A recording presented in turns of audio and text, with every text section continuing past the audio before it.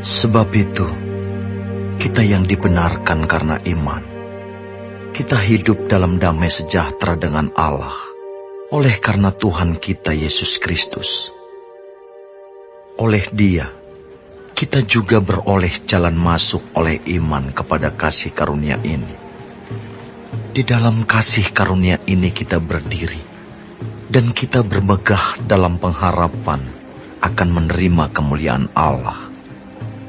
Dan bukan hanya itu saja, kita malah bermegah juga dalam kesengsaraan kita, karena kita tahu bahwa kesengsaraan itu menimbulkan ketekunan, dan ketekunan menimbulkan tahan uji, dan tahan uji menimbulkan pengharapan. Dan pengharapan tidak mengecewakan, karena kasih Allah telah dicurahkan di dalam hati kita oleh Roh Kudus yang telah dikaruniakan kepada kita.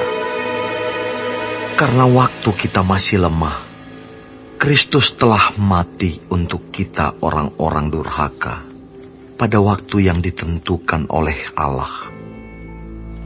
Sebab tidak mudah seorang mau mati untuk orang yang benar, tetapi mungkin untuk orang yang baik ada orang yang berani mati.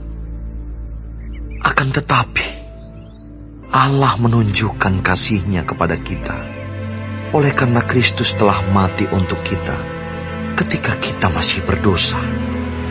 Lebih-lebih, karena kita sekarang telah dibenarkan oleh darah-Nya, kita pasti akan diselamatkan dari murka Allah. Sebab jikalau kita, ketika masih seteru, diperdamaikan dengan Allah oleh kematian anaknya, lebih-lebih kita yang sekarang telah diperdamaikan, pasti akan diselamatkan oleh hidupnya. Dan bukan hanya itu saja, kita malah bermegah dalam Allah oleh Yesus Kristus, Tuhan kita. Sebab oleh Dia kita telah menerima pendamaian itu. Sebab itu, sama seperti dosa telah masuk ke dalam dunia oleh satu orang, dan oleh dosa itu juga maut, demikianlah maut itu telah menjalar kepada semua orang, karena semua orang telah berbuat dosa. Sebab sebelum hukum Taurat ada, telah ada dosa di dunia. Tetapi dosa itu tidak diperhitungkan kalau tidak ada hukum Taurat.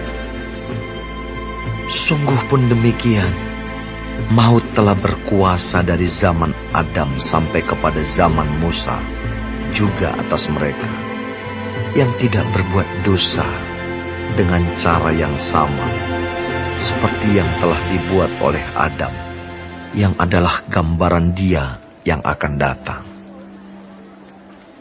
Tetapi karunia Allah tidaklah sama dengan pelanggaran Adam. Sebab jika karena pelanggaran satu orang semua orang telah jatuh di dalam kuasa maut, jauh lebih besar lagi kasih karunia Allah dan karunia-Nya yang dilimpahkannya atas semua orang karena satu orang, yaitu Yesus Kristus. Dan kasih karunia tidak berimbangan dengan dosa satu orang. Sebab penghakiman atas satu pelanggaran itu telah mengakibatkan penghukuman. Tetapi penganugerahan karunia atas banyak pelanggaran itu mengakibatkan pembenaran.